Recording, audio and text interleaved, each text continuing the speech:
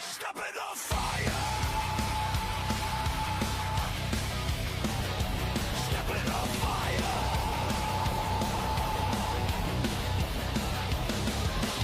Tape on the wrist, bruises on the knee. Up before the sun, still you gotta bleed. Tired little town, hot dust in your throat. You learn how to run, then you learn to float. Every eye's a test, every turn is a gate. Every night on the line, a chance to be great. No slave, no grace, still you show your face.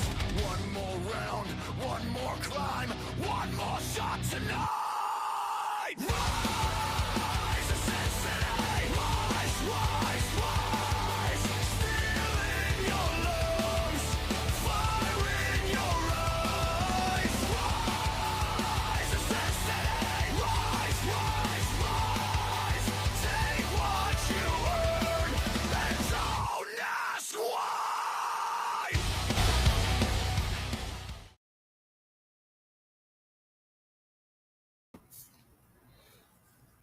Welcome, everybody, to the Vegas Bad Boys podcast and the Sin City Indy Report. I am Sin City Steve. Yes, we're back, and I'm joined by the man in the mask himself, RedJed, the one and only brother. How in the hell have you been? It's been a crazy last few weeks, but been doing better than I was, I will say that much. We have a lot of ground to cover tonight, today, Saturday afternoon. Man, we got a lot of backtracking to do as well. Yeah, it's been fun. Coming off of SummerSlam, we got lots to talk about from that experience. And even this weekend, there's been already some bangers going on in the world of wrestling that we can kind of catch up to as well. Absolutely, man. And, I want to welcome everybody in. Thank you for joining us on either YouTube, on Facebook, wherever you are seeing this or hearing us on any of the podcast platforms. Welcome in. We will be doing this show on a more consistent basis. We are back to stay. So be looking for us weekly as we're going to be hitting your podcast platforms, your streaming platforms, and getting you up to date and getting you all of the info that you may have missed, or maybe hype up some independent promotions that you haven't seen before. So with that being said, you mentioned the SummerSlam shows, Jed. Let's dive in and start talking about some of those independent shows that you went to, and just do some recaps on some of that stuff. First off, the First Wrestling Unleashed show. And for those of you that are watching the show, I'm going to be putting up some pictures that you were able to capture yourself. So you had a great opportunity, man. Let's start there.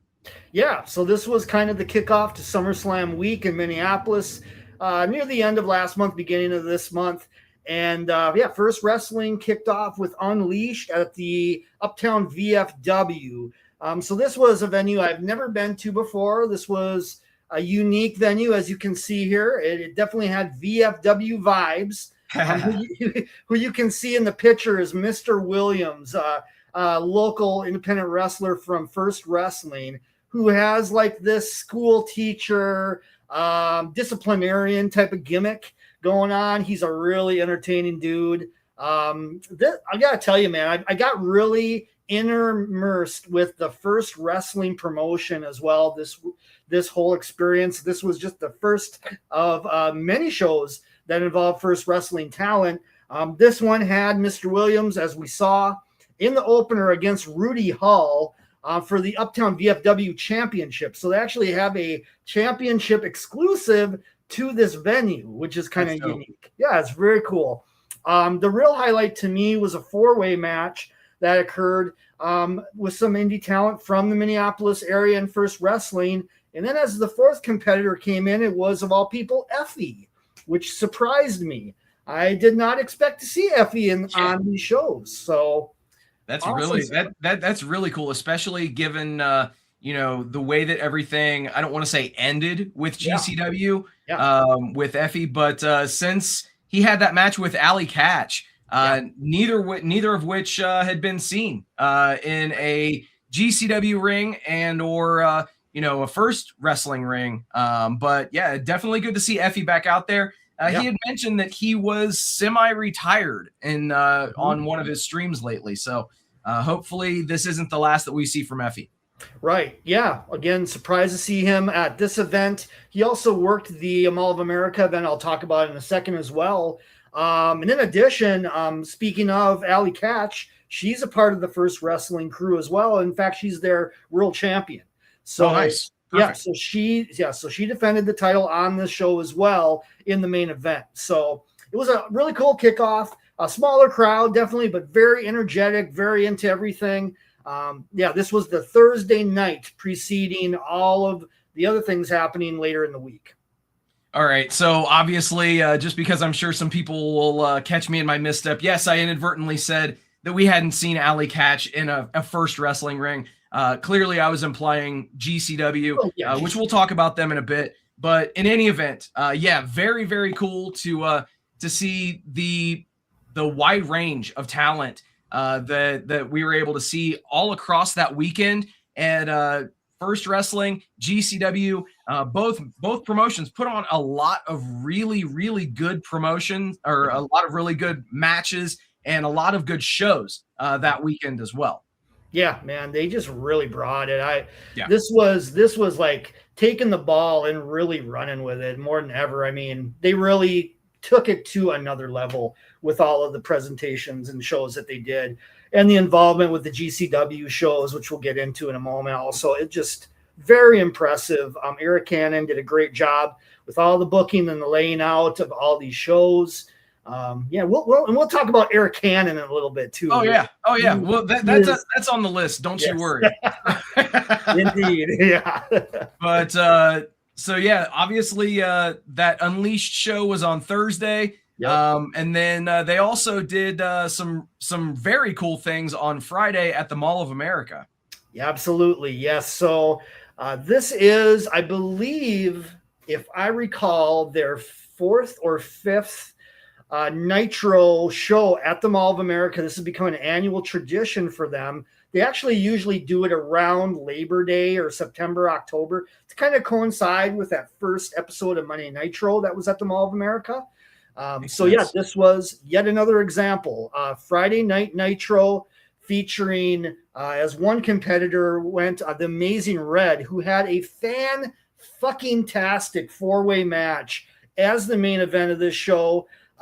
We had Gringo Loco in there. We had Vengador. We had Amazing Red. I'm trying to remember who the other fourth competitor was. I'm completely blanking on it, but it was a pretty big name as well. Let me think. Oh, El Clone. That's right. Oh, wow. El Clone from AEW. And these guys fucking went all over ringside with high spots and dives. They cleared out ringside, basically, the chairs and everything, because they were doing such high impact dives and such distance that it was like right in the middle of ringside that they were just like laying everything out. So you can kind of see by this picture here. That's a really cool shot too, by the way. Yeah, this was from, I believe, either the second or the third level when I came into the event. This was before the event started. I ended up getting a second level ticket, which was a reserved seat, essentially a reserved spot on the guardrail area. So they kind of sectioned that off a little bit. Actually made for a pretty good angle and pretty good perspective. And then the big thing to me, this may have been the mark-out moment of the weekend for me, and this includes the SummerSlam events and everything. But out of nowhere, in a Royal Rumble-style match, Jushin Thunder Liger appeared, and he essentially came out of retirement for this match. Not only did he make an appearance in this Rumble, he won the whole damn thing. Shit. That was just awesome. Thinking back, I was at the first Monday Nitro event at the Mall of America, and the first match at the Mall of America for that first Monday Nitro was Brian Pillman and Jushin Thunder Liger. Yep. So to see that full circle, oh man, I marked out. I am telling you, not to shamelessly promote my YouTube channel right at the moment, but please go check this video out because you can hear me screaming my lungs out, marking out at Jushin Thunder Liger showing up and winning the Rumble match at the Mall of America. It was fucking awesome, man. Hell yeah, dude. Seeing Liger live is I could imagine how that would be, especially if you're not expecting it whatsoever. Just a complete what the fuck. Yeah. Shock and awe mark out moment. Yeah. I knew he was at the WrestleCon, but I didn't think, he's going to be showing up here in a match and actually doing spots. He did his Shote palm thrust multiple times and eliminated Darren Corbin and a couple other competitors for the win. So he was doing spots. It wasn't just I'm in there and I won. No, he did some spots too. And I was jazzed, man. It was a moment for me for sure. And then to follow up with that 4-way match as the main event I just talked about, it was a 1-2 punch that really hit hard for this show.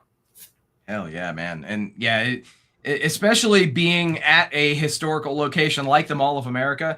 Just going back to that initial image that I showed here. Again, just a really, really cool setup. Mm-hmm.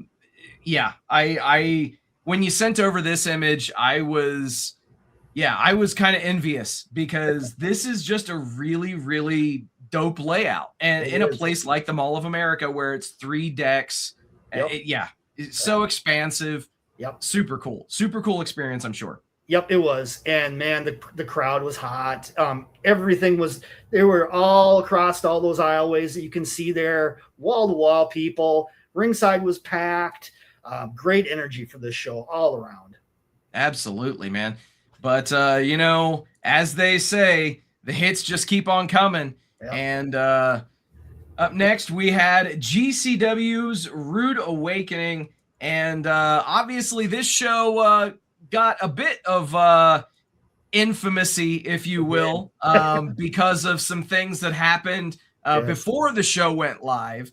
But let's talk about the show first, your experiences there, and then we'll talk about the stuff that we didn't necessarily see unless we turned on, opened up our social media apps. Right.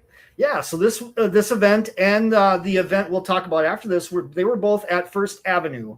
So First Avenue is a very famous club here. You can see the picture of it right across from Target Center in Minneapolis and downtown Minneapolis. A legendary nightclub. Prince made it famous. If you ever saw Purple Rain, he was performing in that film. That was at First Avenue. So he pretty much established this club himself, I feel. Really, really lots of history in this club. I've been to some other wrestling events in this venue before. I went to a Wrestlicious event before there, and there's been First Wrestling. It's basically their home. They're doing shows there all the time, every month, or by I'd say every other month, maybe other 2-3 months, something like that. This event was fantastic. I'll tell you a few highlights I had for sure. Janela against Busted in the Brain was an excellent match. That was for the tag titles. The work on that one was second to none on this show particularly, as well as, of course, was that Marcus Mathers and Avery Styles match. That really was, I was blown away by the work in that one. I agree, man. Watching that, I could not fathom the lack of tenure, if you will, both of those guys in the ring. They looked like they had been seasoned vets and that they've been doing this for years and years. So and I felt like they had worked other matches against each other and had like a good formula down. But the fact is, this was their first match against each other. This is one of Avery Styles' first matches total. I mean, I don't know how many he worked prior to this. I know he worked a GCW event the night before in Omaha. Prior to that, I don't think he really put in a lot of time in the ring. So I think that at GCW Rude Awakening, it was, I think, his 3rd or 4th match. Something like that, right? Yeah. So impressive as hell. One slight disappointment. Yeah, and there's Avery Styles there. You can see. So I was at the second deck. You can kind of see the layout of First Avenue there a little bit. And this is when Avery Styles came out. The crowd ate him up, man. They loved seeing Avery Styles in there with AJ Styles' old theme music from back in the day as well. So that was a cool touch. Also, like I said, the one disappointment of this card was that Bear Bronson did not make it to this weekend's events, and he got replaced by Darren Corbin in there against Shotzi, which was a fine match, turned more into a comedy match of sorts. But I was really looking forward to Bear Bronson and Shotzi, so hopefully we'll still see that in GCW down the road. I just felt like that. It had a unique vibe sound to it.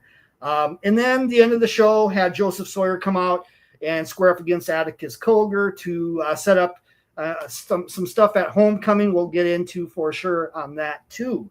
So yeah, that was just kind of the overview on Rude Awakening. Those were my highlights for that event. Absolutely, man. And rounding out the weekend right there in Minneapolis for GCW versus First Wrestling, which took place on Sunday, August the 2nd. You had a pretty good angle on this show as well, Jed.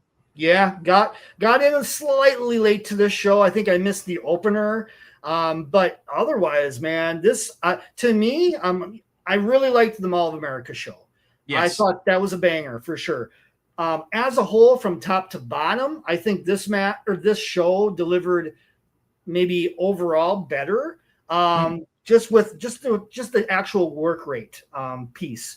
So a few things I note in this show. Allie Katch did show up on this show. She was part of the First Wrestling crew, and she defended her First Wrestling title against Shotzi. So that was a good match. There's a shot of Shotzi right there, as you can see. And Leo Rush actually got involved in that match also. So that made for a cool moment when he got involved. And, he's kind of aligned with Shotzi there. I was surprised to not see. So we saw Allie Katch on this show, but no sign of Effie on this event as well, by the way. Neither First Avenue show he was not a part of, by the way. So that's very interesting. Yeah, it was weird. And considering he was the guy that he won that match against Allie Katch. Allie Katch theoretically was the one that shouldn't be allowed back in GCW, and here we are. Granted, she was on another side of another promotion, so I get it, So it was cool. Also on this event, Bust in the Brain once again defended their tag championships on this weekend slide against a First Wrestling team called None Too Violent, which are, I got really familiar with this team this weekend, and they were fantastic. Cho and Jin, None Too Violent. I have a feeling we're going to see them down the road in a GCW or in another avenue. They got something going on, and the crowd loved them. Also, there was an 8-man interpromotional tag, which had high spots galore. Oh, my gosh. First Wrestling and GCW. It was just like one boom, boom after another. It was like, oh, my God, this is wild. The crowd loved that at First Ave as well.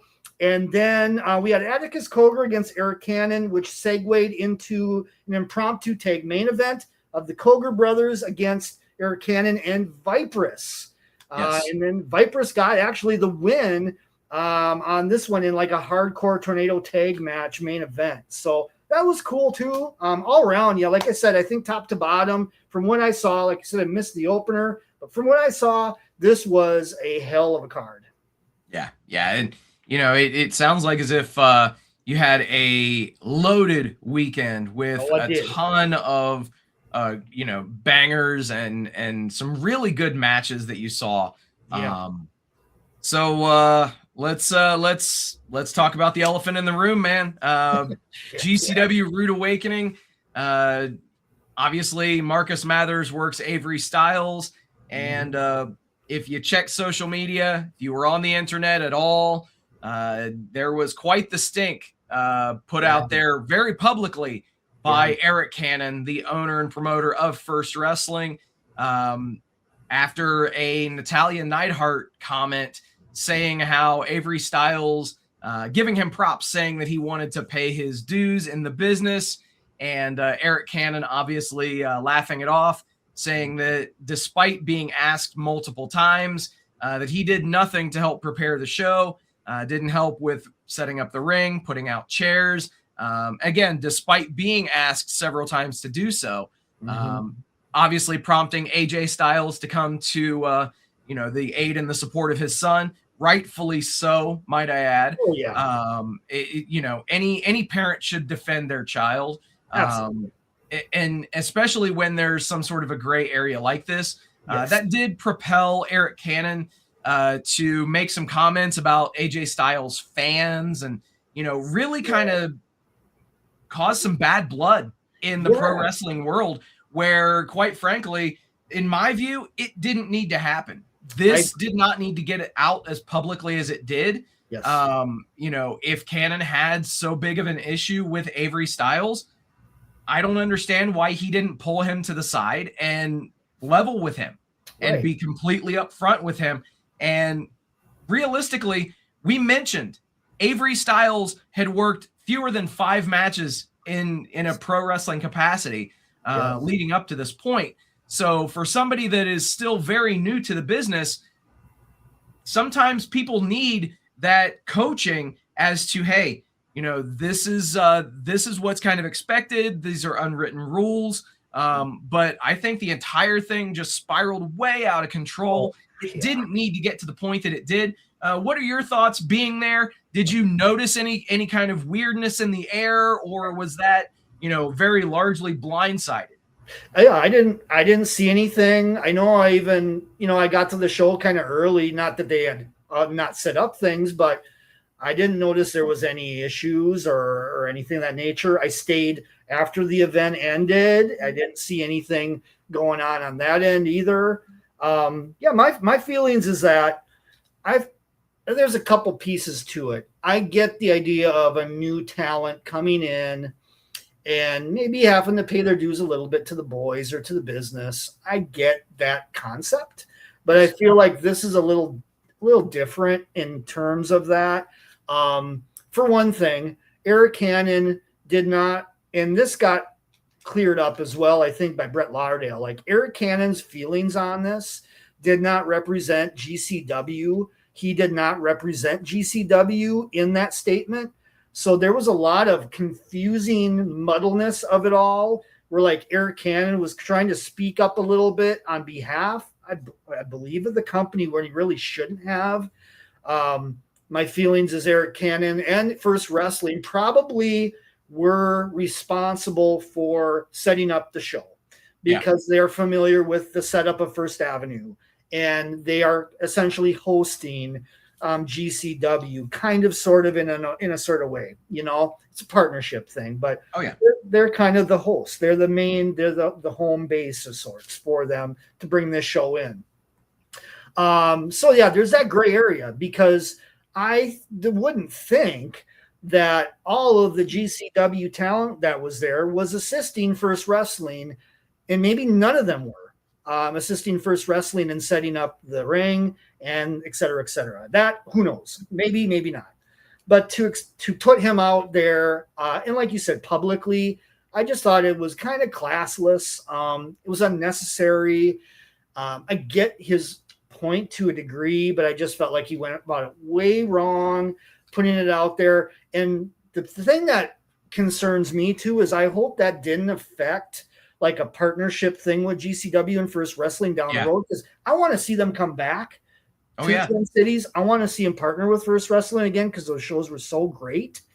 And I don't want any animosity from that situation. And I fear that it could potentially have caused that ultimately. So I guess we'll see what happens. But yeah, I feel like at this point, Avery needs to maybe be mindful of things, but still, he was paid by a company that should be the one directing him to do or not do something. That's the company's call, I feel like, at this point.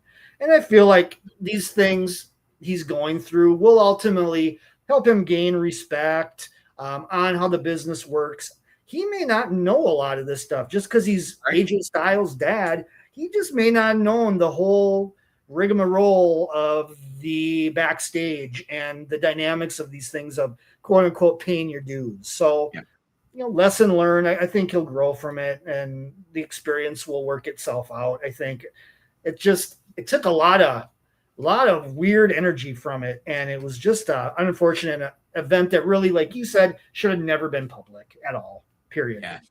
Yeah, man, I totally get that. And, my thought on the entire situation is that Avery Styles is not just another trainee, obviously First Wrestling. I'm not completely familiar with them. I would assume that they have a training school there in the Twin Cities as well. And obviously they're going to rely on some of their students to help them to get the venue ready. At the end of the day, like you said, Avery Styles is not one of those students, unless the things that I've seen are not accurate. So he was a named talent that was advertised for the show. So at that token, I can understand both sides, quite frankly. I can understand the need for him to, get acclimated and familiar with etiquette in the business, because it is a very, a bit of a time-honored tradition, and times change, but there does still need to be that respect factor that's there. At the end of the day, though, I think that it spiraled way out of control. It did not need to get out there, especially, let's be real too.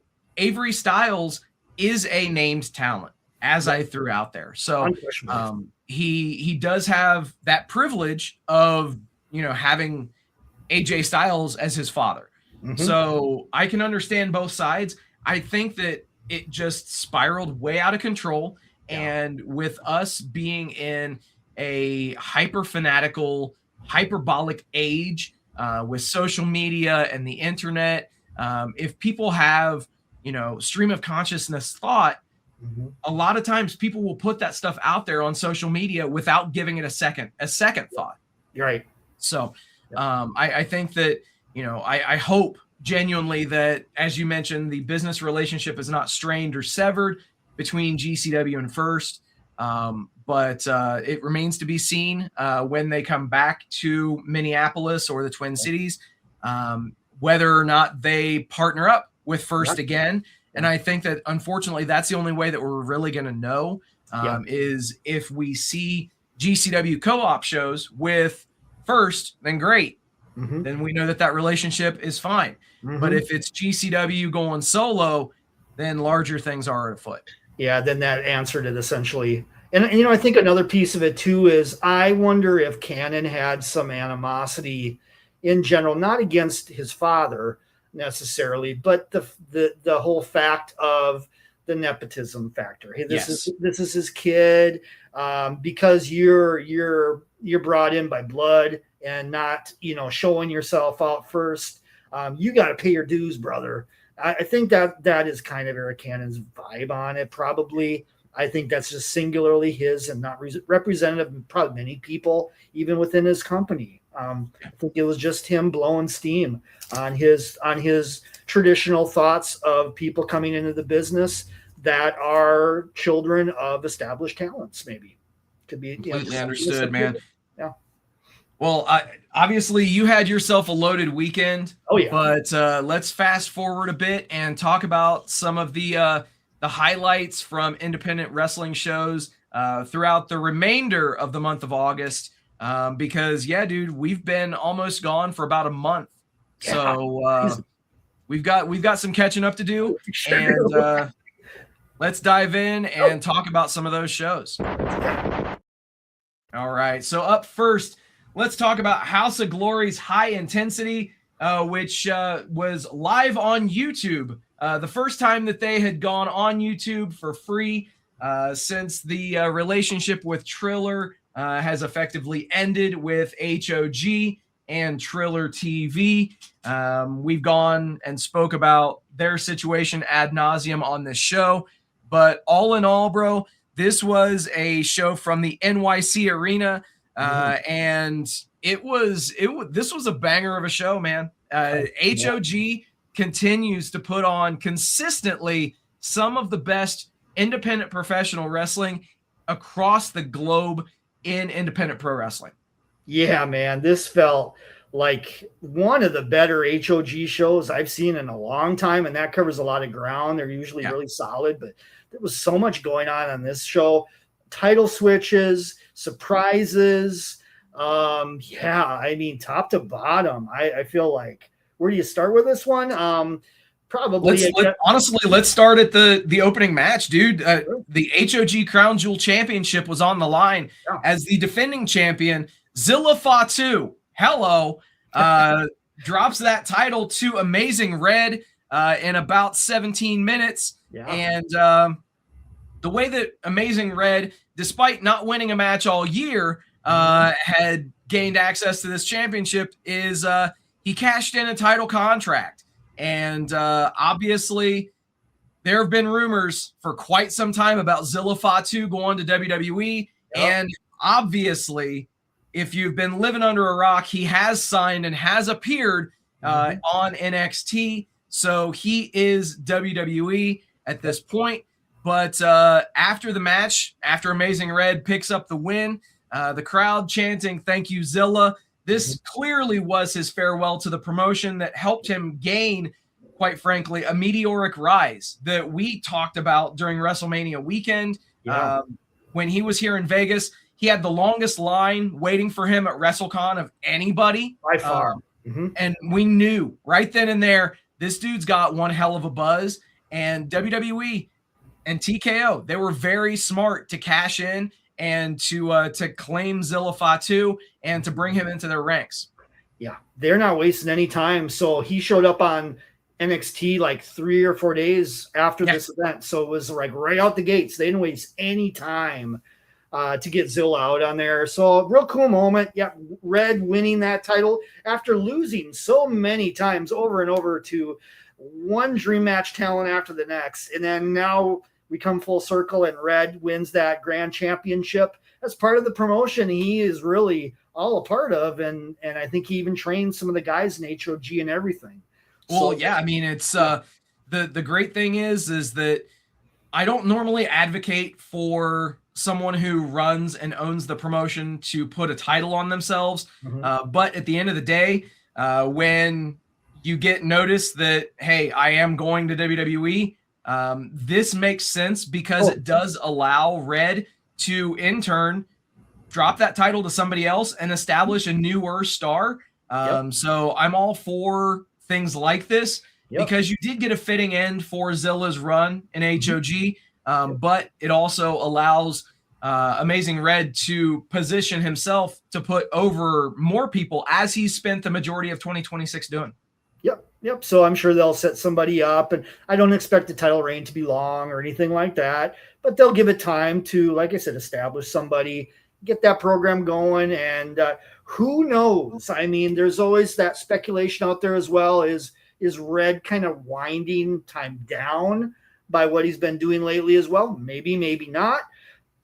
It could potentially be he holds that title and whoever he puts over is the guy that retires him. I mean, that is not out of the realm of possibility. So, time will tell. Father Time is undefeated, my friend. Yep, for sure. So, but elsewhere on this show, we had some very interesting stuff that went down in a match between Midas Black and Jay Lion, the main event partners. I would say former, but based on how everything went down in this match went to a no contest, about 25 minutes. And there was, there obviously referee bumps, chair shots, interference from younger talents. And those two, which had been squaring off and beating the hell out of each other for upwards of 20 minutes, decided to ultimately reunite and leave together as a heel tag team. So the main event is back together, and this time they're a heel faction, if you will. Yeah, pretty unique booking. I thought the idea was going to be definitely for Midas Black to be running as a nefarious heel, and Jay Lion would be that courageous baby face. But we got swerved in this one. They're already back together after one match against each other, and it was just a very short-term breakup to lead to a full heel turn for both of them. So I was shocked. I did not see this coming a mile away. So consider me surprised big time with the events of this one. Absolutely, man. And Elsewhere, we did have the House of Glory Cruiserweight Championship on the line. Darren Richardson versus Leo Rush. Initially, this one went about 45 seconds, and Darren Richardson actually picked up the win after hitting a low blow and then kind of a cradle finish. But we had somebody come out and immediately restart the match, which was very much needed. And there is a new House of Glory Cruiserweight champion in the Blackheart Leo Rush, as he got him with, is he calling it the cut lock? Something like that. It's a modified Muda lock that he does after hitting that springboard stunner from the bottom rope. Super cool, man. I love everything that he's doing as part of the Blackheart gimmick, man. It's so fantastic. And a breath of fresh air in 2026 pro wrestling. Yeah, I love the character, man. It's just such a fun, unique. You really never know what to expect with him. It's not cookie cutter. It's not formulaic. He's very creative with how he maneuvers this characterization. I just love it. Good stuff there. New champ, like you said. We'll be talking about Leo Rush's match on Ring of Honor as well. There too, I'm sure. Yes. What's a because they did mention that this was one of their major events of the year. What is a major event without a battle royal? And this was no exception. So the Matt Travis Memorial Battle Royal, roughly 20 competitors, and most were from the House of Glory developmental scene, as they do have the training school as well. And who wins this damn battle royal but Sweet Cheeks? Joey Silver himself, earning himself a future HOG World Heavyweight Championship shot, which we'll talk about that here in just a minute. But yeah, man, gotta love seeing Sweet Cheeks pick up the win here. The crowd loves the dude. And again, a gimmick that is, quite frankly, needed in 2026. I love the hyperbolic characters because there is a place for those types of characters in pro wrestling. We've gotten so into, I'm a badass. And, everybody can't have that gimmick. Everybody can't go in there and look the same, talk the same, have the same movesets. Contrary to popular belief, you need different characters to actually make the show flow. And Sweet Cheeks definitely did that throughout this one. But yeah, excellent stuff here. And it also gave a good platform to showcase the future of House of Glory. Yeah, it was definitely a nice showcase, battle royal style. Sweet Cheeks, man. A character I'm surprised to not see like in a JCW either. It's just so corny and over the top, and like you said, hyperbolic. It's so good. It's just so damn good. It's so sweet, man. It's so sweet. Yeah. So I love that gimmick. I guess we might as well just get into it. The dude is Sweet Cheeks is the new HOG champion. Yep. He decided to cash in after Eddie Kingston defeated Charles Mason via DQ. And Joey Silver cashes in his championship opportunity, picks up the win with his fisherman's power bomb. And hell yeah, dude. It was great. You gotta love the spontaneity of it. And it was a great capper to a very, very solid show. Absolutely. And I believe it was the Chicago show where they had Sweet Cheeks against Mason, and he came that fucking close to getting it. And the crowd was just energized and jazzed up for it and feeling it. So obviously HOG took a cue on that, and they said, okay, we're fucking following up with this. And they did in a very, very fun way. Absolutely, man. And, elsewhere on the show, you did have Shotzi Blackheart defeating Shayna Baszler via DQ after some interference, obviously setting up some future stuff with Steph DeLander. But yeah, it was a very, very solid night. Also, the Hardys defeating Angel Jacques and Idris Jackson and Casey Navarro and Ricky Sosa to retain their HOG tag team championships. Dude, this was yet another example of how good House of Glory is in terms of top to bottom execution of a show. This was a marathon show, dude. It was 4 hours, 4 hours, which for an independent wrestling show, that's a sizable commitment of time. But I gotta say it, at the end of this show, I was completely okay with spending 4+ hours watching this show because of the quality that it delivered. Yeah, it reminded me of like an AEW pay-per-view where it just kept going and it was banger after banger, no real downtime, quality in-ring work, surprises, appearances, shocks, turns, twists. It was great, man. What else can you say about it? Hell yeah. Well, let's turn our attention now, and we're going to talk about Game Changer Wrestling. We talked about them doing some stuff that they did in Minneapolis, but they had 3 high-profile shows over the month of August, and we're going to talk about them right now. All right, so first things first, we celebrated 20 years of the bad boy. Yeah, can you believe it? Joey Janela doing his thing for 20+ years at this point. I've said it on this show several times, but I don't think it can be overstated just how much of a positive impact Joey Janela actually has had in this business, especially if you look at the last, I'd say 3 to 5 years. What he's actually been doing in terms of giving back to this business and establishing a new crop of younger stars along the way. It really is a lot of selfless behavior from the bad boy, and you'll love to see it. Yeah, he's had a hell of a year, dude.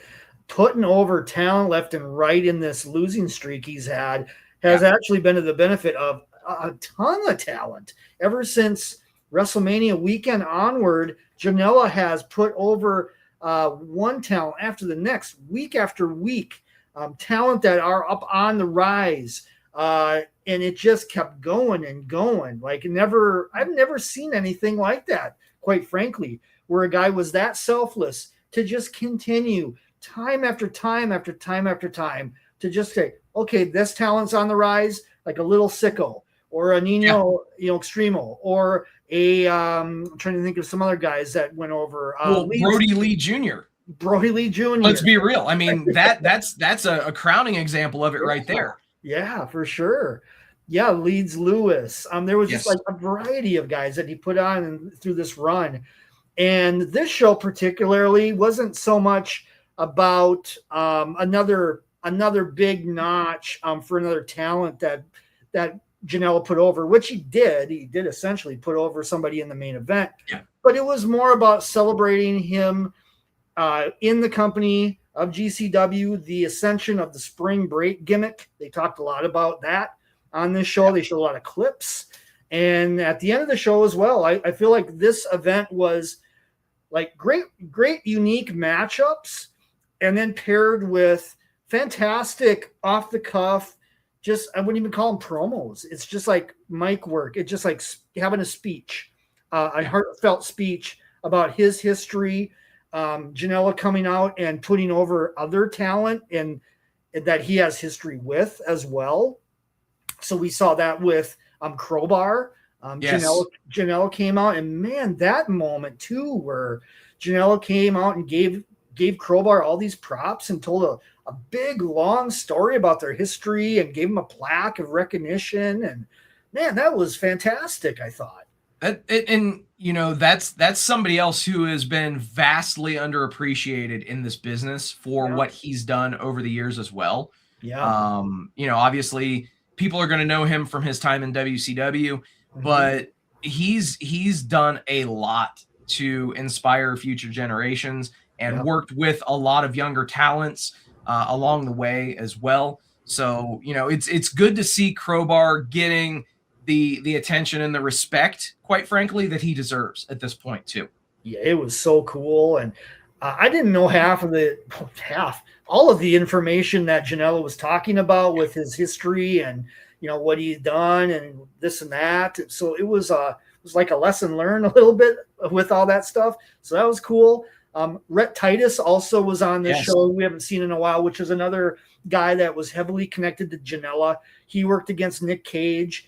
And I know in Janela's speech after the main event, he did put over Titus as well pretty significantly and mentioned him and recognized him. That was cool to see also. AEW talent like Chris Statlander on this show against Marcus Mathers, which was a great fucking match. It was one of my favorites of this card, frankly. That was great. And then, the main event, it had a bit of a change. It was originally going to be a 6-man, but I think Leo Rush couldn't make the show. So then they effectively shifted the card, and it was Janelasis against Alec Price and Nick Wayne. Yeah, and it was so Jordan Oliver. Oliver initially withdrew because he had some medical stuff. Oh, he did. Okay, got you. Yep. So, but having Nick Wayne in there as well. Again, really significant connecting point with Janela, as they had significant stuff when he was starting up and whatnot, where Janela kind of sounded like mentored him quite a bit and things of that nature. So, this was just like, to me, this was a different type of event. This wasn't your usual GCW type of event at all. It was more of a tribute show. I guess would be a good way to put it. So it was fantastic. I really it absolutely was a tribute show. And by the way, just to put a button in it, the Nick Gage and Rhett Titus match, what a clash of styles. No kidding. 100%. Never would I have thought that I would see Nick Gage and Rhett Titus in a match with one another, but shows like this, tribute shows, allow those things to happen. Yeah, for sure. Yeah, I'm sure we'll never see it again, but we saw probably not. Yeah. But elsewhere, GCW continued their offerings with Homecoming. This is their one of their major shows and events. This was a 2-night event coming to us from the Showboat in Atlantic City, the home venue for Game Changer Wrestling. And night 1 featured some very, very noteworthy matches, some title changes, and a lot of solid stuff, man, all around. Oh, absolutely. Yeah, this was, I probably liked night 1 better than night 2, maybe as a whole. I agree. There was more of a varied kind of more of a variety show, if you will. Sure. Night 2, and we'll talk about it, seemed very focused on deathmatch wrestling specifically. Yeah. Yep. It was very, very hyper focused in that direction. If anything, I think there was more bloodletting on that show, and there was quite a bit of bloodletting on this one too. But that was whew, like the whole weekend in general was bloodletting incorporated, brother. Let me tell you. Absolutely. But the Joey Janela angle with him losing. So at the Janela tribute show, he effectively said, "If I don't beat Marco Stunt, I'm more likely going to be retired. I'm done. However, if I beat him, we're going to start a new era of the bad boy." And it did start here with a heel turn by Janela. And he is now mentoring and taking along his wing Flying Ryan, who helped Janela beat Marco Stunt, which was a bit of a surprise. Yeah. And, it's good that they're doing something along this line because, yes, Flying Ryan he's very good in the ring, but quite frankly, he seemed almost directionless. One thing that I could say about the young crop of talent that GCW has is, they're developing and bringing in some very, very good guys in the ring and good workers. But they need to work on characters and development a bit. So this was a huge step in my view. Having Ryan O'Neal, who the fans are, they've been pretty solidly behind, pairing him off with Janela, turning him heel, and the pairing works. It allows for some newer matchups. Let's be real too. We did see at the start of this show, the very first match, the GCW Tag Team Championships change hands as Busta and the Brain, Jordan Oliver, Alec Price finally dropped those tag team championships to KJ Orso and Sam Stackhouse. We postulated on this show that this would be where they pulled the trigger and put that title on them. And sure as shit, that's exactly what happened. One has to wonder if, Jordan and Alec are, going to be leaving GCW. This weekend definitely felt like a bit of a curtain call for them as well, similar to the Zilla Fatu stuff with HOG. And then obviously they appeared on the Ring of Honor Death Before Dishonor 0 hour. Yeah. So that almost confirms it. But yeah, hopefully, Bustin' the Brain can find that larger platform in Ring of Honor and then eventually into AEW as well. But dude, Orso and Stackhouse, this was the next logical step, was to put those titles on them. And I gotta say, I didn't really even notice it too much, but holy shit, those tag team titles are physically just massive, massive belts. Holy shit. Orso with that championship, and the belt basically takes up almost the size of his torso. That was almost comedically funny to me. Yeah, I know, right? But yeah, good match. Like you said, this was kind of telegraphed a little bit. I know they had a match prior, maybe a month ago or something like that. It's kind of a fuck finish a little bit. So you could tell something was on its way. And it's the right direction. I'm with you too, that I don't know if they'll be fully gone from GCW, but I'm sure they're going to be pulling back in general for a significant amount, I would imagine. Just knowing that the child change finally happened. So we'll see where they go with that. But and in general on this show, I felt like it was a lot of blow-offs. We got some finality with Viperous. Yes. Beating Christian Napier in quite a violent chain match, which was a little bit all over the place. But yeah, it was something. She bled like crazy for sure. And you have to wonder how much of that was hard weight. I wonder because the spot itself was obviously they're chained together, and Napier sends Viperous into a steel chair which is wedged into the corner and throws her with such velocity. She ran with such velocity as well that she went through the chair, actually outside to the concrete floor, and then came up bloody as all hell. Yeah. So you have to wonder if she popped herself pretty good on the outside, or if she just did an extremely deep blade job. But yeah, dude, she even had to take out some hair extensions because they were caked in blood, which was pretty wild to see.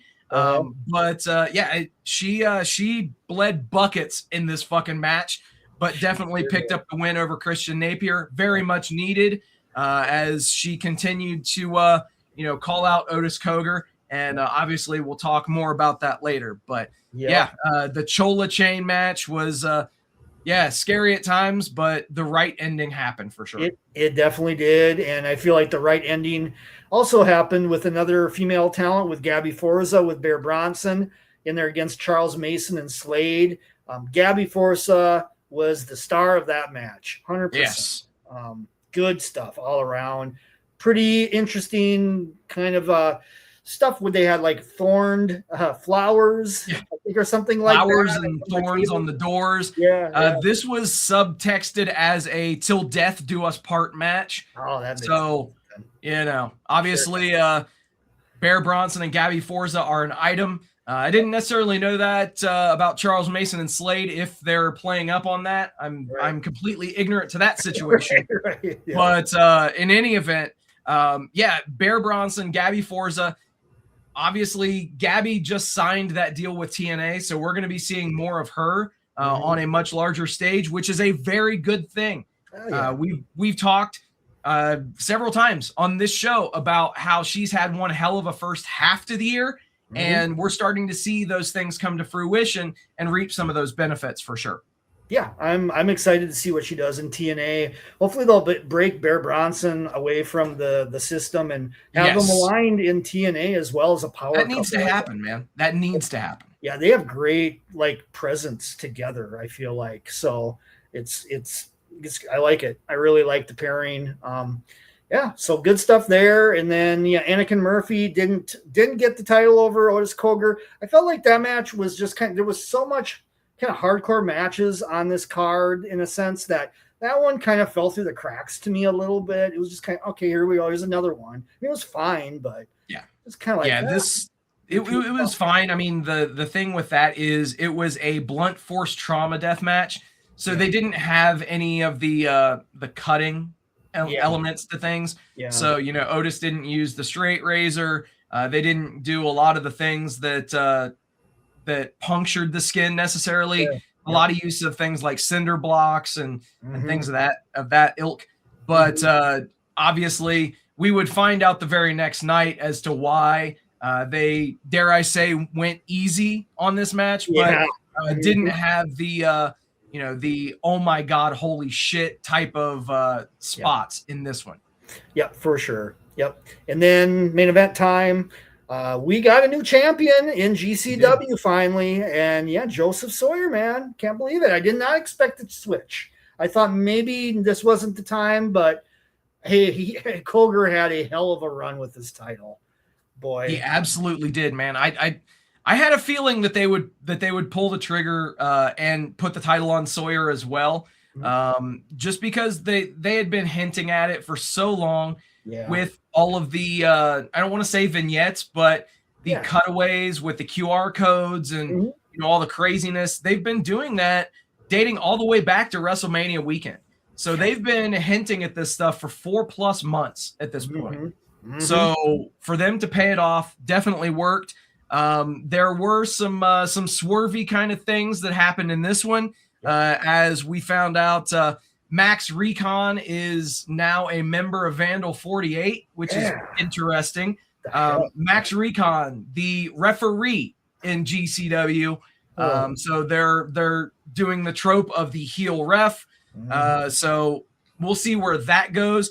And then somebody that pulled Max Recon out from when he was doing his fast count came out in a red mask, took the mask off, and lo and behold, Drake Wirtz, the former and evidently now back to being Drake Younger, deathmatch legend, made his appearance here and made his presence felt in the main event, as we ended up seeing Joseph Sawyer pick up that pinfall victory over Atticus Coger and take that championship. Yep. I was shocked. I would have not expected Drake Younger to show up in GCW at any time, at any place. It was shocking. But apparently, I'm not familiar with the story, but I think there's some connection that he had in the past with Gacy on some level. So I guess that was either that or Coger. There was something they were suggesting in the commentary that there was history there. So they tried to tie that in. But yeah, I could see that because of Gacy's former CZW ties. Yeah, that's I think where it was from CZW. Yeah, and that's my memory of Drake Younger too. I know you and I went. This was WrestleMania 28 weekend in Miami, and we saw a GCW show with Drake Younger headline against, I believe it was Zandig or CZW. CZW. Yeah. I'll never forget that match. That was a wild brawl in that weird Elks Club or whatever that place was. That was fun. That was fucking wild, bro. That was a blast. Yeah, that was a fun show. So yeah, it took me a second actually when he took his mask off. I'm like, I know who this is, but who is this? And the commentary didn't really help matters much at all either. It took them they didn't say, oh, it's Drake Younger. Yeah. They just kind of kept it, oh, wow, what's he doing here? Very similar to what WWE does when they debut a talent and they don't want to use their previous name. Right. So it was like, come on, like what's the deal here? Name drop. Yeah. And the crowd was the same. I think when it first happened, it was kind of like silent a little bit. I was like, people were, what? Who is this? Oh, wait a minute. Oh my God. I mean, he's been out of the wrestling business for so long. So it took a moment for people to kind of catch on to who it was. Yeah, completely, man. Across the board though, I think night one of Homecoming was solid, but let's turn our attention now and talk about night two, which was headlined by this match, which we have on the screen, the Circus Death match between Sicko the Clown and Nino Extremo. Holy shit. There were some things in this one that I was left pretty damn speechless by the end of this one.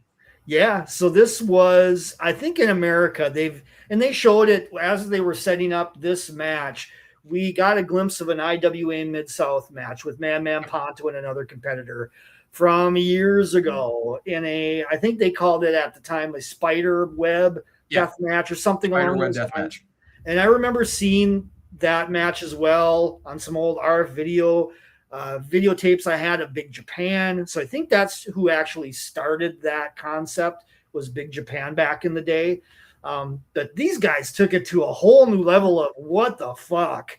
Not only do you have the spider web in one ring, but they actually built a second ring. Yeah, I did not expect that. And I guess that's the circus part of it, is you have an additional ring with a bunch of gimmicks in it. And boy, did they use plenty of gimmicks and a lot of creativity in this one. It was wild. It was crazy. It was bloody. It was violent. It was disturbing at some times. It was scary. It was everything we thought it was going to be, probably, and so much more. Oh, yeah. Spots off of a scaffold onto the spider web of barbed wire. At one point, at the end of the match, there were panes of glass that were placed on top of the spider web as well, obviously culminating in the climax of the match. But Sicko the Clown did finally pick up the win over Nino Extremo, who obviously this allows Sicko to kind of get his win back from Tournament of Survival, where Nino picked up the win in a very brutal and bloody death match over Sicko on that night. So they kind of knotted things up there, but that was not the only death match on this show. As we mentioned, we did have Otis Kogar defeating Drake Younger in his GCW in-ring debut to retain his ultra violent championship. And this was basically what you would expect from an Otis Kogar match. The straight razor gets involved, a lot of puncturing, a lot of blood, gusset plates, everything, bro. Everything, and then some. And this was the opener, if I recall. Yes, so that was the opening fucking match tonight too. Yeah, interesting segue. Yeah, how they had Drake show up in the main event, and they immediately followed up back with that on night 2. I kind of liked how they did that. It was like, let's not waste any time. Let's follow up while that iron is hot. Let's get back into it. Let's get him in the ring. Let's, showcase the temerity of Drake Younger and his history in ultra-violent death matches. And a perfect way to bring him back, I felt like. Absolutely, man. And then, another thing that stood out was them, again, kind of setting things into motion that they had thrown in from night 1, where Joey Janela now teams up with Ryan O'Neal, and they defeated Controlled Chaos, which was a team making their GCW debut, and also Top Team, and Marcus Mathers and Leeds Lewis. This match was all over the fucking place, brother. You had all sorts of different styles in there, and quite frankly, all 8 guys looked great in this match. Yeah, it was a showcase for them all, man. Everybody looked great, and we're just starting to get further established, that Janela and Ryan O'Neal pairing. So maybe, just maybe, we're going to get Bust in the Brain still, I would think, against O'Neal and Janela. I would think. It feels like everything was set up in that direction. So we'll see at the next run here that GCW does in a week or 2, if we'll get that on a card. I would think that, and that might be the blow off too for Bust in the Brain as well. Yeah, that could be it, where they may do something, involving Janela putting up, like a career or something like that. Bust in the Brain doing something similar. Very well could be. I could easily see something like that happening. Yep. I have a feeling something like that's going to go down, and then there's going to be probably something in that match where Ryan O'Neal has a choice he has to make, and he'll go with Janela, and they'll just continue down that path. So that would make the most sense. Anything else from night 2 that stood out to you, man? Not really too much. There seemed like there was a lot more downtime in night two. I did notice that too. Yeah, the card was night one was definitely the marquee night out of the 2-night homecoming show. Very good stuff across the board there. They obviously had a very good scramble match too. With I've got the list of people in front of me. Dude, it's like 12 names that were involved in the scramble match. But one thing that GCW always has done well is they give a platform to younger talent to try to get their names out there, their faces out there, get people to remember them. So excellent stuff across the board. As Sturdy Sal picked up the win in that. You know how I love my hyperbolic gimmicks. Jermaine Marbury coming out with the mascot, the fucking basketball. Yeah. I love that shit, man. Yeah, like, that's cool. Have that juxtaposition. That all works. You know, it makes sense. And then, very solid stuff from GCW across those 3 nights. But let's turn our attention now and talk about this. All right, so we've got the Red Carpet Rumble from United Championship Wrestling, the United Wrestling Network.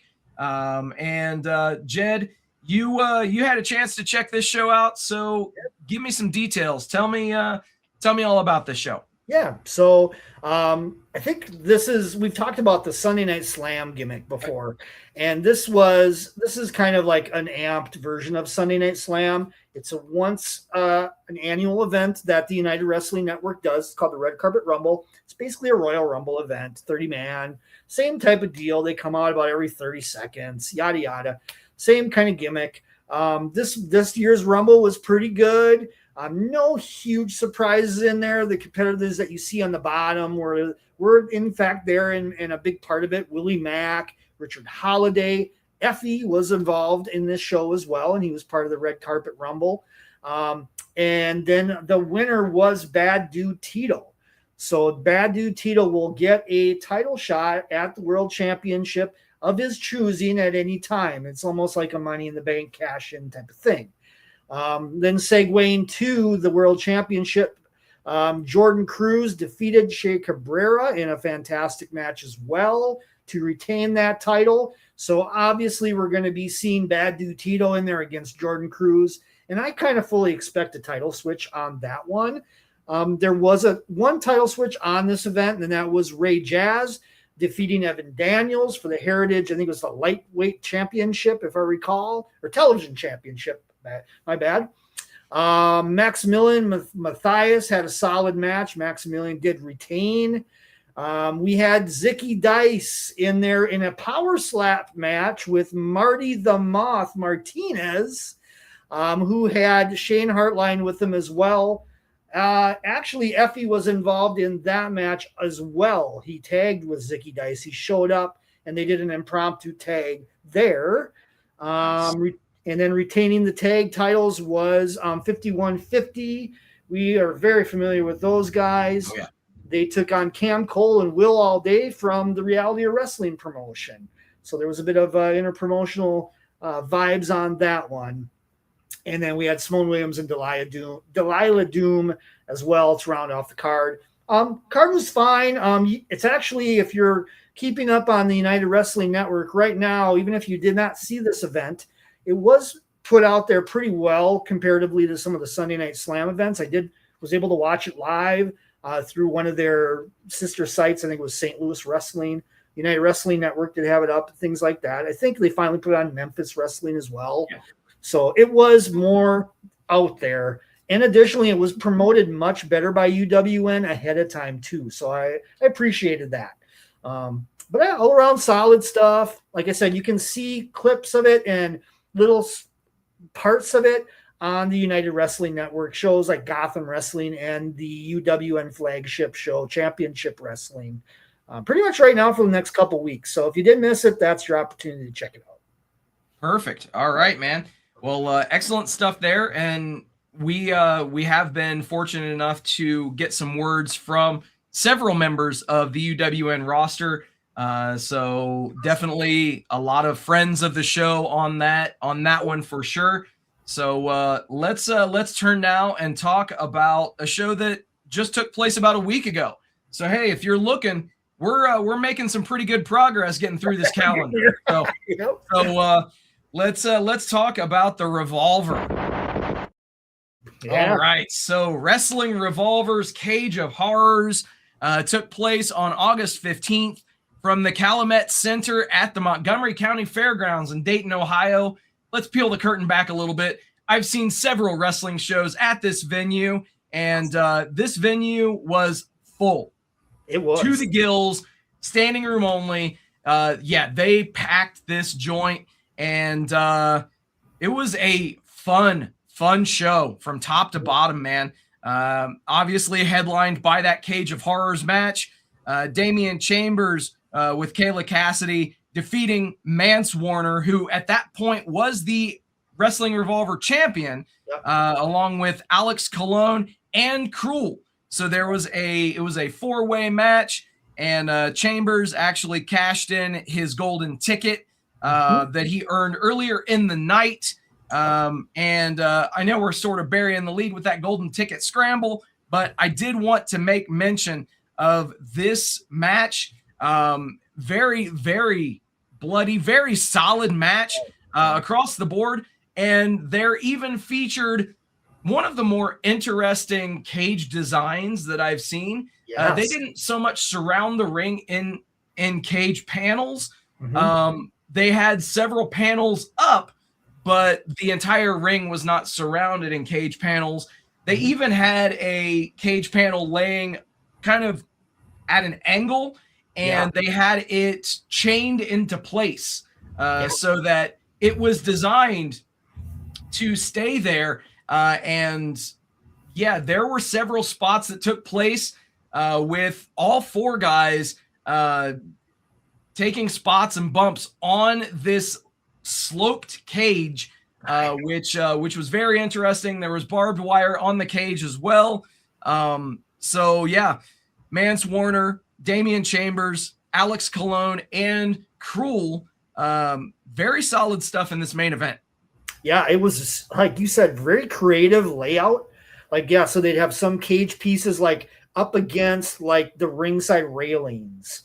So it wasn't like on the ring itself. And then you had that kind of I don't know, where you had like a part of it from the ring to the floor angle. And it's just all these different pieces of the puzzle, so to speak, that came together for this match. It really kind of made it stand out as, and keep in mind, this was like basically running head to head with the GCW homecoming event and things like that. This was the same weekend.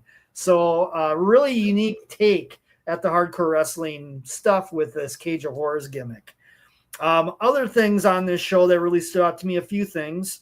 The tag match that I kind of laughed out loud when it started up because I did not expect this pairing at all. It was Killer Goat, which is Killer Kelly and Myron Reed. They're actually married and they're a couple. So they worked against all out of the blue JCW's The Outbreak. With Barnabas. So I was shocked to see them. It was fun. This match was a hell of a good time, man. It's so much better than expectations. Yeah, this was kind of the match of the week. I would say that really, I did not expect anything out of, and I got a whole lot out of it. So that was great. Definitely agreed. Yeah, I was just gonna say. I mean, I think that where JCW shines, and obviously we'll talk about Bloodymania here in a minute, but where they really shine is with the characters, with the gimmicks. There's not so much of an emphasis on the in-ring with Juggalo Championship Wrestling.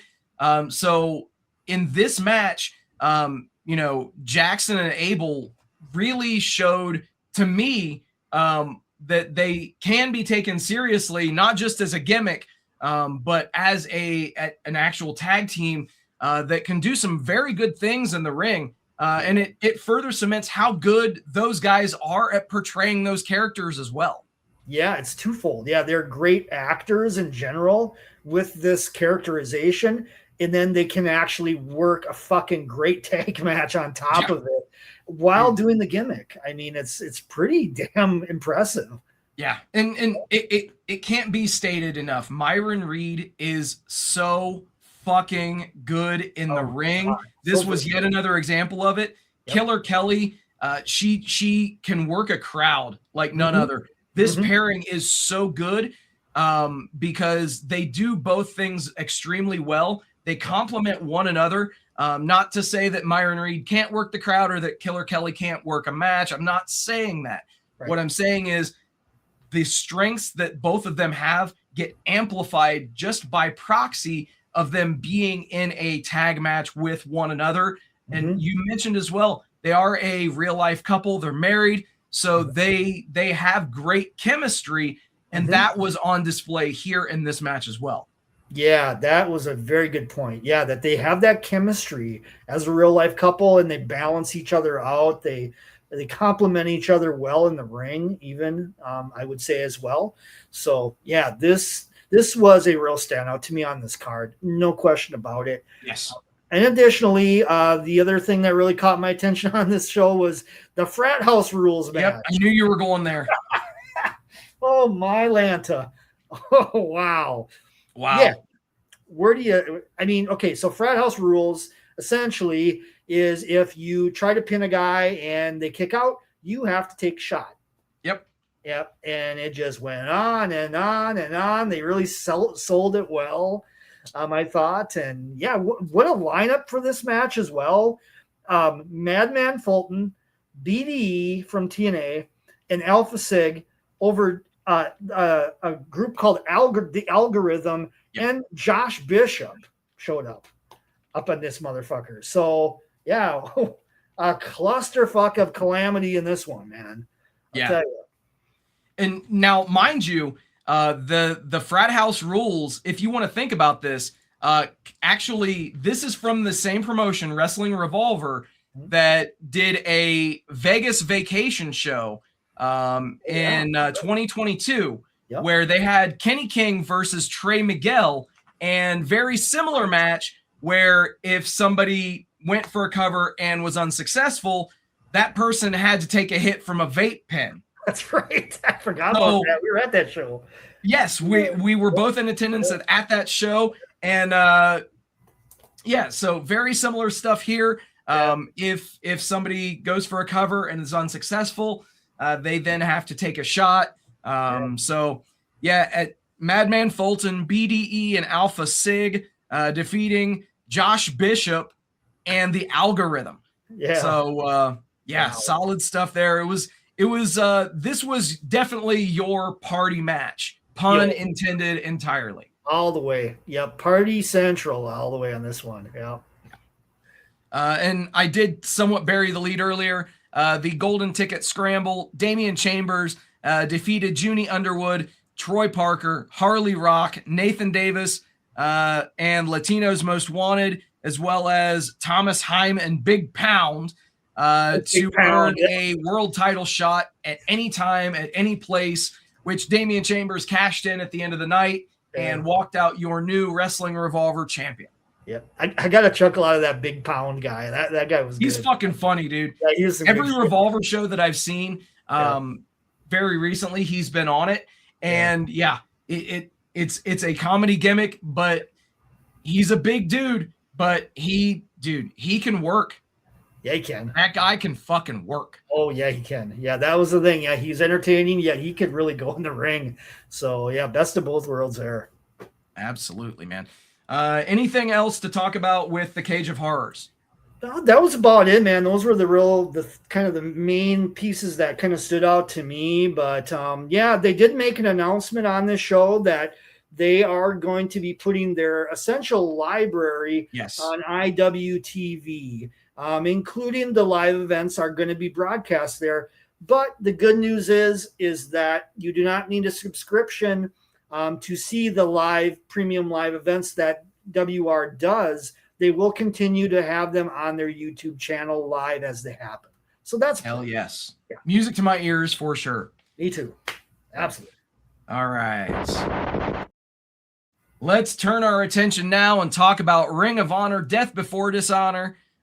This was a show that very recent to everything.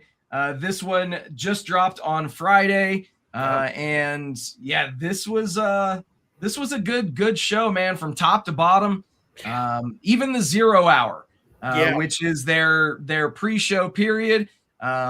Dude, excellent stuff across the board.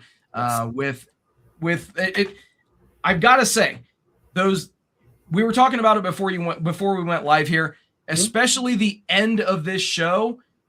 Things just kind of kicked into a bit of a higher gear with those 4 matches at the very end, and took the show from a solid show to, dare I say, a great show. Agreed. Unquestionably, I think the best Ring of Honor pay-per-view in quite some time, with that top of the card, that second half of the card, just delivering. We're talking about the multi-man tag title match with Mystico and Mascara Dorada, Top Flight, LFI, and the Kingdom, the Computerized Kingdom, or whatever the fuck they're called. They're calling them the Computerized Kingdom now. Yeah, I missed that memo on that one. Evidently, Mike Bennett has this fascination with using AI. Oh, that's the deal. Okay. Yeah. So I got it. Okay. But yeah, that match, the Leo Rush match with Action and Andretti was something else. We'll get into that in a second. And then the 2 world title matches at the end of this card was fantastic stuff. And like you said, the 0 hour with those 4 matches on 0 hour also, I think that was the strongest 0 hour they have done by far ever. Dare I say, it challenged even some of the main roster AEW stuff in terms of 0 hour things that they've done. Yeah, for sure. So, really man. Mina Shirakawa, Queen Aminata defeating Viva Van and Vert Vixen. Very solid tag match there. ELP, good to see El Phantasmo defeating Adam Brooks. Yeah. So excellent there. But I'll tell you, dude, what stole the show for me on this 0 hour was Commander defeating AR Fox and Soleil, Sidney Hakim in a 3-way. Holy shit. So good. That was clicking on all cylinders, bro. Yeah, that should have been probably on the pay-per-view. It was so fucking good.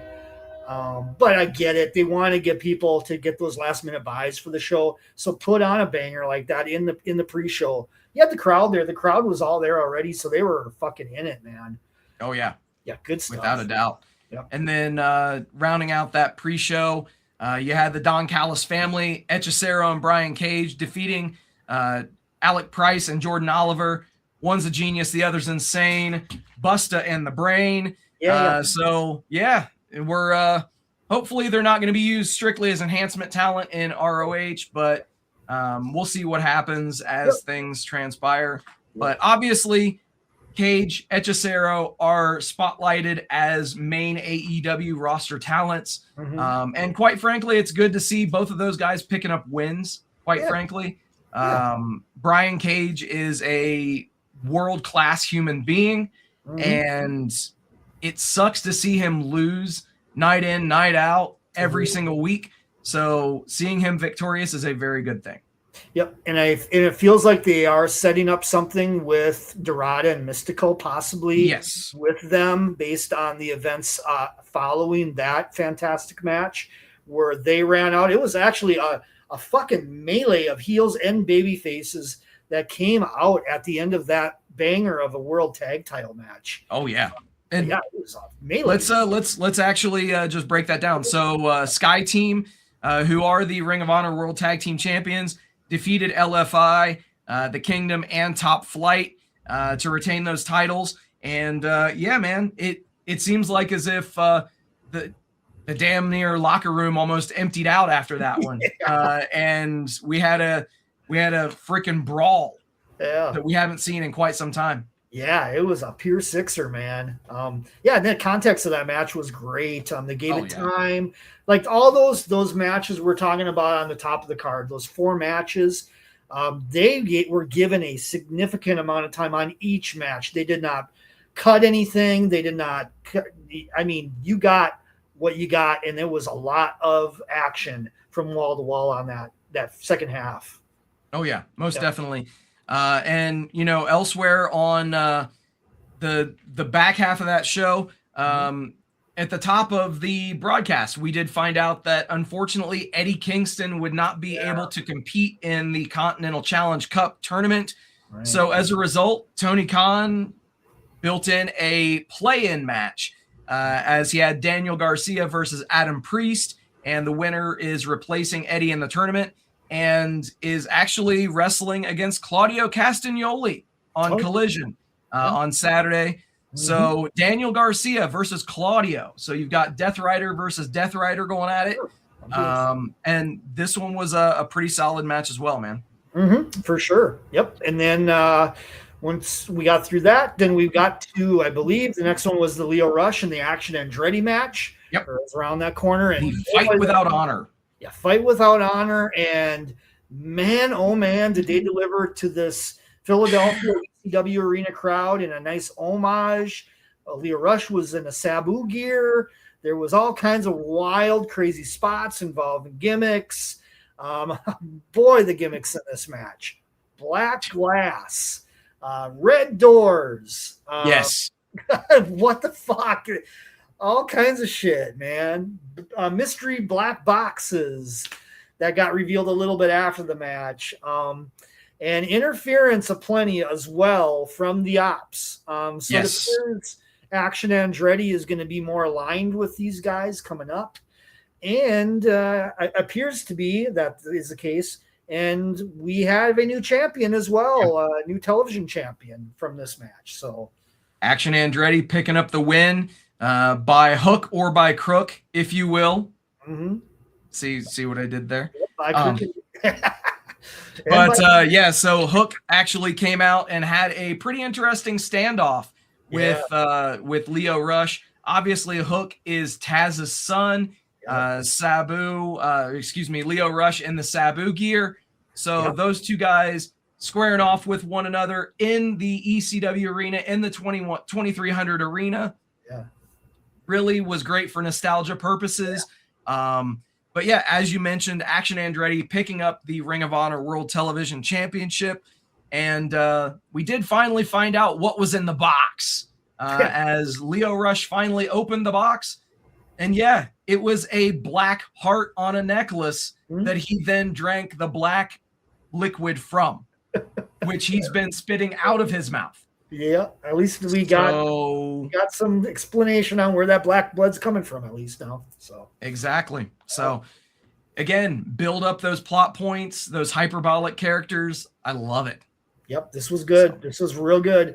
Probably will have I feel like this is maybe a rubber match type of scenario coming up with these guys. Maybe it'll switch back to Lio getting the title again.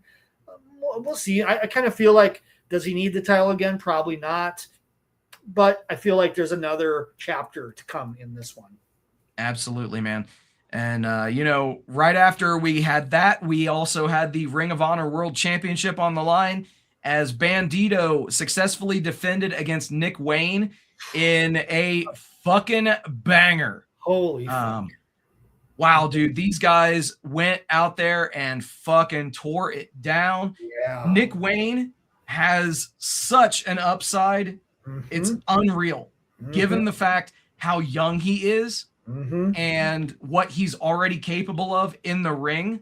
Bandito has solidified himself as a top-tier professional wrestler, and he continues to show it night in, night out.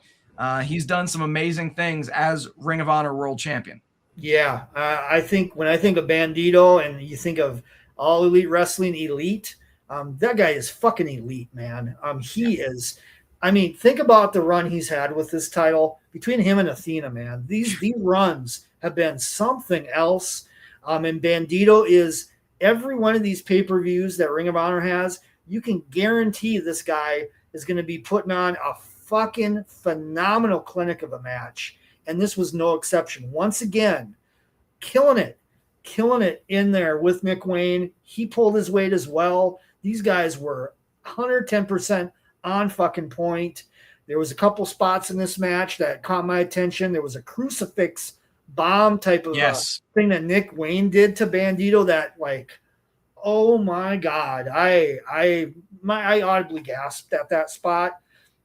Also audibly gasped at the Nick Wayne spot that he took on the steel steps head first on that. Oh, and then the blood flowed from Nick Wayne in that one. But man, this match was awesome all the way. Yeah, I definitely agree. But you know, when this match started up, I was kind of unsure what was going to happen. Yeah. But the final match on the show, your main event, was the Ring of Honor Forever Champion, the Women's World Champion, Athena, successfully defending that championship over Hazuki. And brother, let me just fucking tell you this right now. Yeah. This was probably the best women's match I've seen this year. Agreed. And it's got to be, I'd say, top 10 for best women's matches I've ever seen. Agreed. Yeah. I mean, I thought, God, how can they one up Bandito and Nick Wayne? Right. They did it. I can't believe it. They put on a fucking hell of a, we were just talking about it before we came in, 30 to 40 minute match. Yeah. I felt like it was. Yeah, it was upwards of a half hour. Yeah, it was really excellent. Just lots of twists and turns in the match. There was a tease of Billy Starks pushed Athena into the ref, and you didn't know what that meant. You could take it both ways. You could take it, is she trying to fuck her up, or is she trying to help her? So I love that ambiguity of it all. Yep. That continues to build that Billy Starks thing with Athena maybe coming back at some point. But we got a ways to go. I feel like with Bandito and Athena, I don't see anything on the horizon that would tell me that maybe the titles are up for both. I thought maybe Athena was on her way to lose the title at some point. Honestly, yeah. It's not gonna the happen. Longer that this match went, the more I had the doubt in my mind that Athena was going to drop the title here. Yeah. So. They just keep inching closer to it, but yet, I don't know. We'll see where final battle lies. I think one or the other, Athena or Bandito, it's got to happen eventually. Yes. My guess is probably Athena would be the one to give away that title over Bandito. Yep. I think just because of the longevity. God, she's had the title for like almost 4 years. Yeah, dude. She's well surpassed the Roman Reigns championship run, which you know, the second that she passed that, the speculation was there of okay, she's solidified that she's past the Roman Reigns championship run. So she's going to drop it as soon as possible. But I'm with you. I think they'll run back Billy Starks versus Athena at Final Battle. Yeah. And I think that's where we're going to see that title change hands. I think you're right. Yep. I can't see anything else on the horizon. Otherwise, there's no talent that they've established that would signal that there is something coming with it, or that they would deserve this honor. Pardon the pun. So there we go. I'm all for it. I think that's the best bet. Absolutely. And then just to round out some discussion here, Jay Lethal made history on this show as he kicked off this show. And the Lethal Twist, Jay Lethal, Blake Christian, and Lee Johnson defeated Dalton Castle and the Outrunners to win the Ring of Honor 6-man championships. And Jay Lethal has officially won every single championship in Ring of Honor. Shout out to that guy. Shout out to him for continuing to do great things in the ring at this stage of his career. This guy, you know, we talked earlier about the selflessness of certain people like Joey Janela, bringing younger talents up, giving them a spotlight. That's exactly what Jay Lethal has been doing during his run in AEW and now in Ring of Honor again, putting him with, the swirl and making them the Lethal Twist. Obviously, you can make jokes about the name. You can say whatever you want, but this trio works. And this was definitely the right move. It allows you to now free up Dalton Castle to do whatever you want to do with him. You could spin him away from the Outrunners. You can keep them together. It really kind of gives you a fresh, clean slate in that 6-man or that trios division in Ring of Honor. Yeah, and there's plenty of other teams. I mean, we've seen it just recently in AEW where they're appearing to be setting up like a multi-trios match at All In next week. So, I mean, the abundance of trio talent between AEW and Ring of Honor is vast. So this title to me might have a little more meaning with the lethal twist having it as well, because I feel like they've been established pretty well this year on both sides of ROH and AEW. So this felt like a good shot and a good move to do what they did here.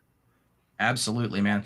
Well, excellent stuff from Ring of Honor with Death Before Dishonor. And Jed, are you ready? Because it's now time for our main event. Woo. All right, let's talk about JCW Bloodymania.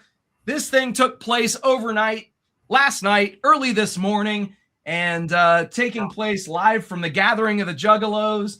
And dude, this show was a lot of fun, man. I gotta say, you had all of the hyperbole and all of the stuff that you have come to expect from JCW, and it was headlined by the Gore Games match with the special guest referee, Madman Pondo, the Juggalo World Order, Too Tough Tony, EC3, Jeeves, Ruffo, the Clown, Willie Mack, and also you had Shaggy, Too Dope, and Violent J out there taking on the Luciano Family Enterprises, Donovan Dijak, Cruel, Painful Paul, Sally Boy, and Vincenzo, Big Vito at ringside.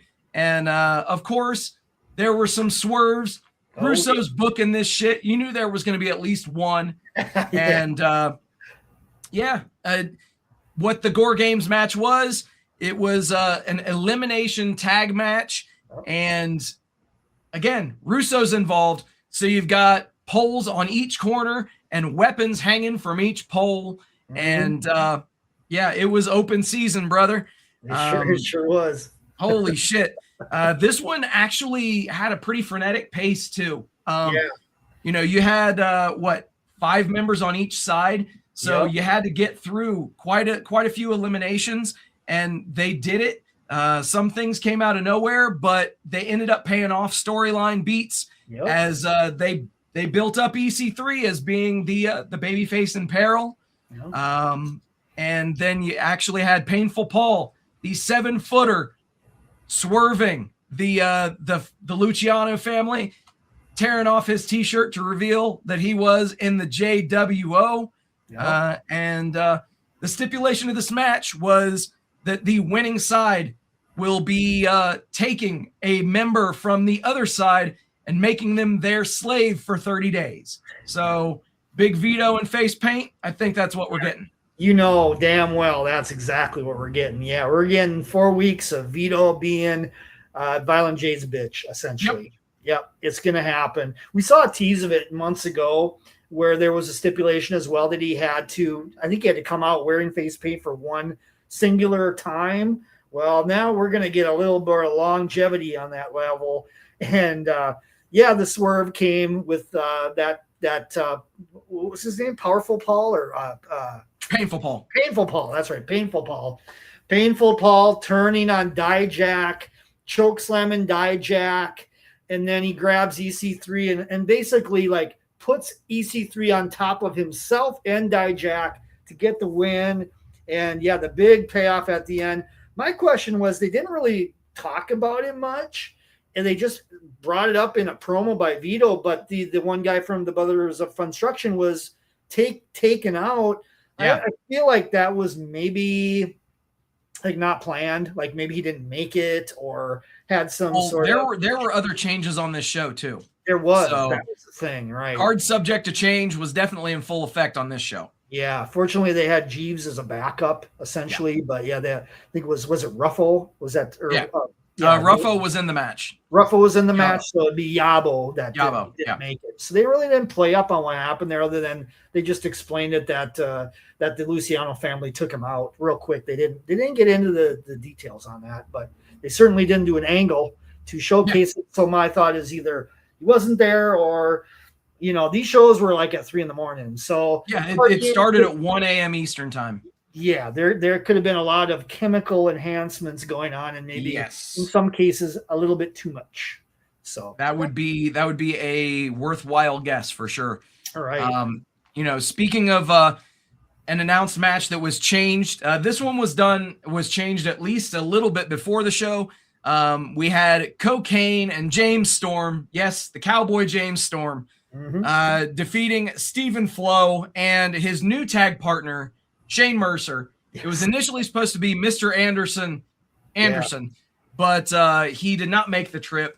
And then obviously there might be some more things afoot with this, because even on commentary, Joe Dombrowski made some comments after the match too, which were kind of eye-opening.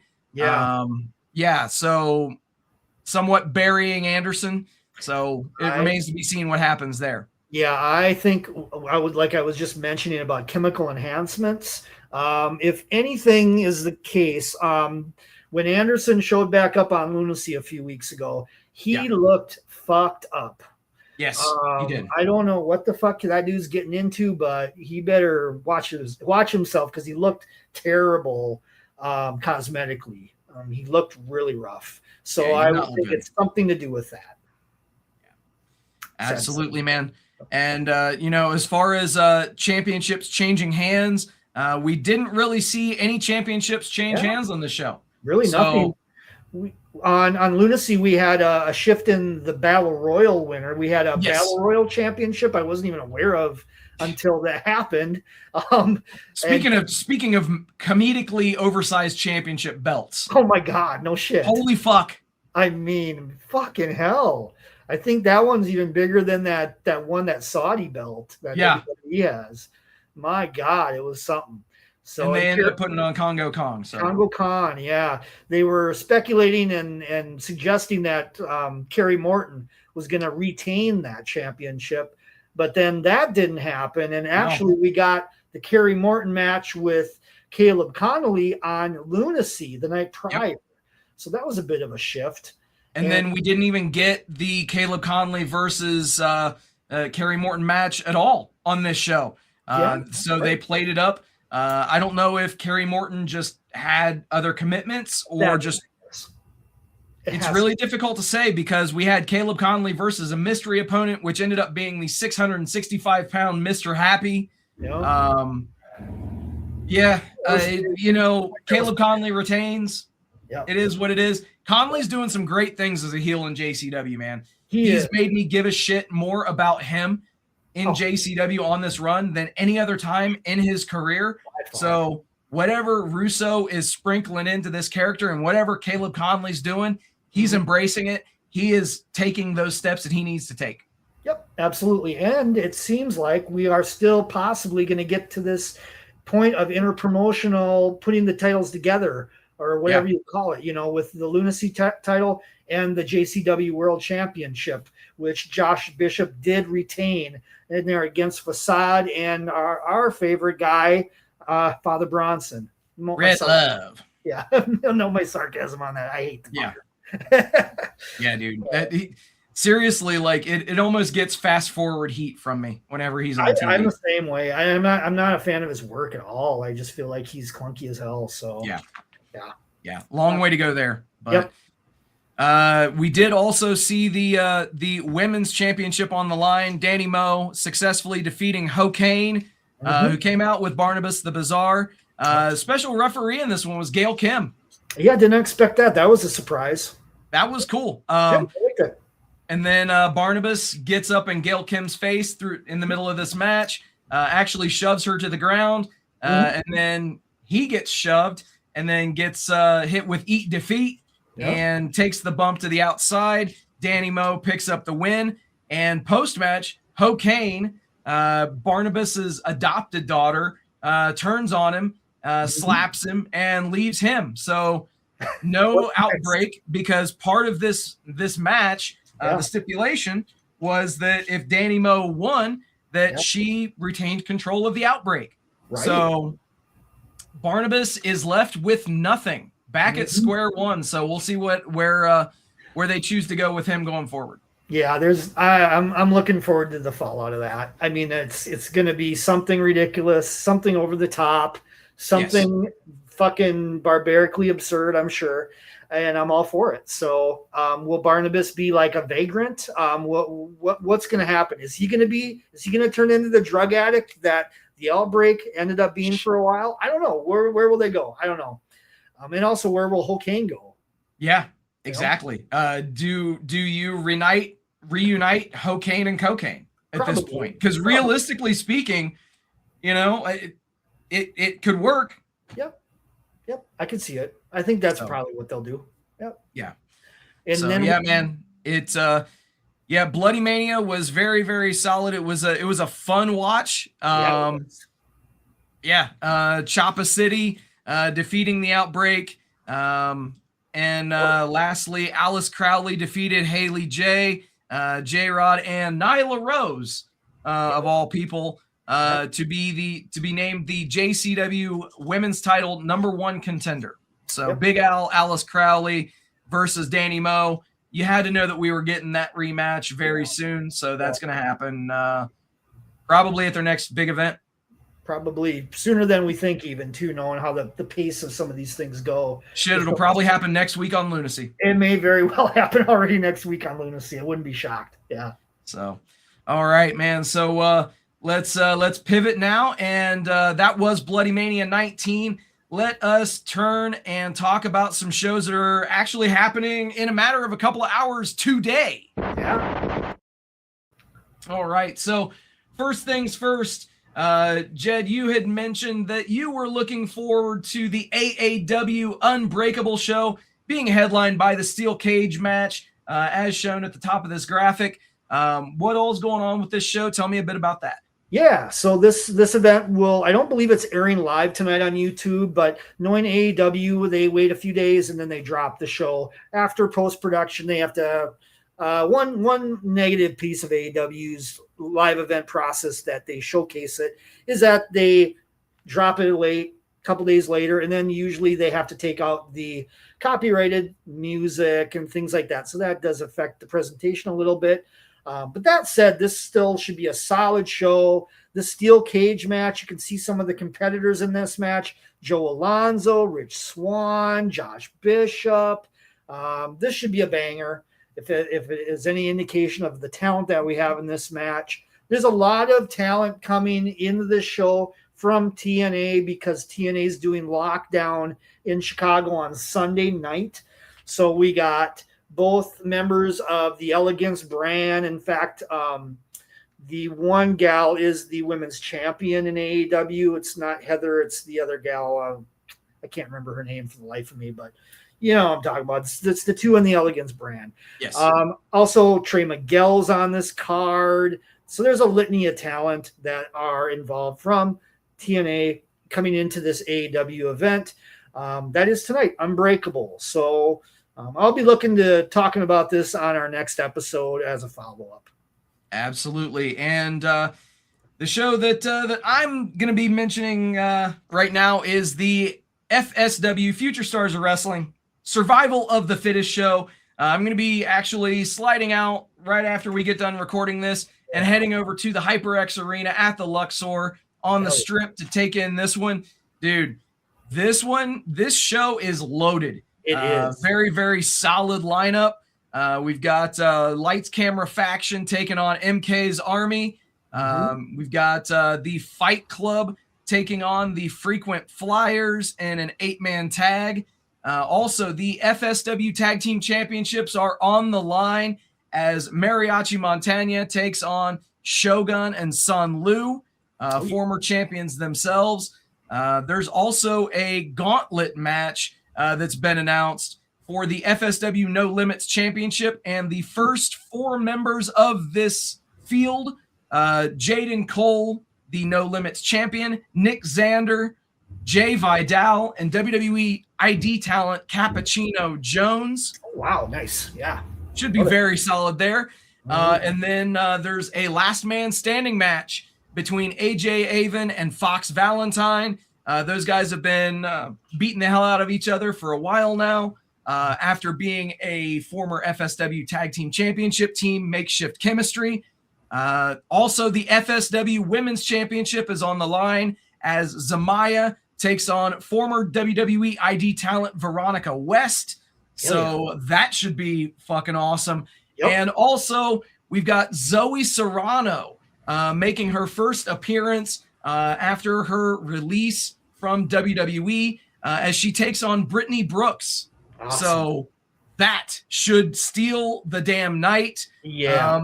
And then finally, there is going to be the FSW Heavyweight Championship on the line in a scramble match as the FSW Heavyweight Champion BYP puts his championship on the line against Danny Limelight, G Sharp, and 2 names left. Oh, actually. Oh. They literally just announced one name as being Tyler Bateman. Oh, wow. So there is yet another mystery opponent in this match. Oh, boy. So as if the deck isn't stacked up enough against BYP. Yeah. He's got who knows who's going to be on this show to fill out that spot. But yeah, dude, I'm looking forward to this. We'll definitely chat about this one next week right here on the Sin City Indy Report. Awesome. And Jed, with that being said, let's go ahead and do some final thoughts. Tell the good people out there where they can stalk your YouTube channel, where they can follow all of the crazy stuff you're doing. Absolutely. So RedJeds Wrestling Rants on YouTube, Super RedJeds the handle. And since we last talked on the Indy Report, boy, there's a lot of content that was dropped from those events we talked about the onset of this show. Also SummerSlam highlights. I got some shots from the WWE Fan Fest and the Superstore and just a bunch of stuff that was covered from that week in general. So check it out, WrestlingRants.com. I used to have WrestlingRants.com. Don't go there anymore because I don't have access to that one. But go to Super RedJed on YouTube, please, and check out RedJed's Wrestling Rants. Hell yeah, man. And I just want to say thank you to everybody for hanging out with us today. Liking, sharing, subscribing, doing all the stuff that you guys do. We appreciate each and every one of you. Also, a very special thank you to all the brave men and women serving this country, whether you're doing it on lands foreign or domestic. Thank you for doing what you do so that we can do what we love to do. And last but not least, repsports.com, reppsports.com. Go there for all your pre-workout, weight loss, and general energy needs. Repsports.com. Use promo code Vegas at checkout and save yourself 10%. And Jed, we're going to be back here next week doing this. So we're not going to be taking another month off, guys. Definitely appreciate all of the messages, all of you guys reaching out over the last couple of weeks. But we are back to stay, and we will see you all next time. Woo! Did any of you have a great time tonight? Yeah! With that, everybody, thank you for hanging out. We'll do it all again next week. Till then, happy wrestling.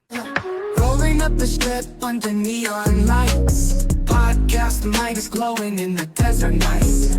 Matt Michaels leading with the swagger tights. Sin City Steve right by your side. Alright. Rob Butcher Larry dropping truths, no fear. Broadcasting stories, make it loud and clear. From the Fremont edges to the Bellagio sphere. These bad boys rule, let me make that clear. Vegas bad boys, tearing up the scene. To Matt Michaels and the Vegas Boys of Podcasting, this is John Cena saying thank you so much.